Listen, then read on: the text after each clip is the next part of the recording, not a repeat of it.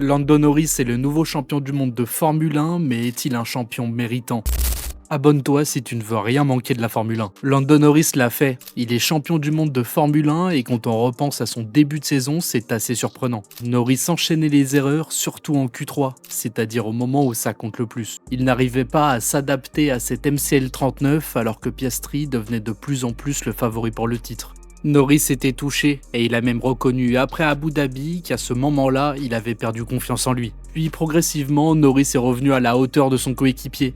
Les belles prestations étaient plus fréquentes, je pense notamment son week-end à Monaco ou en Autriche. Et il y a eu ce terrible coup du sort à Zandvoort et à ce moment-là, tout le monde pensait que c'était terminé. Mais Norris a su se relever et surtout s'élever. Jamais il ne s'était montré aussi fort, aussi hermétique de la saison. Celui qui avait du mal à gérer la pression en a finalement fait sa plus grande force. Et c'est sûrement ça, sa plus grande réussite de l'année. Mais peut-être que le plus fort, ce n'était pas lui. Et il n'y a absolument aucun problème avec ça. Tous les champions du monde ne sont pas forcément des Schumacher, des Prost, des Senna, des Hamilton ou des Verstappen. Un jour peut-être Norris rejoindra ces monstres, l'avenir nous le dira. Mais en tout cas aujourd'hui, force est de constater que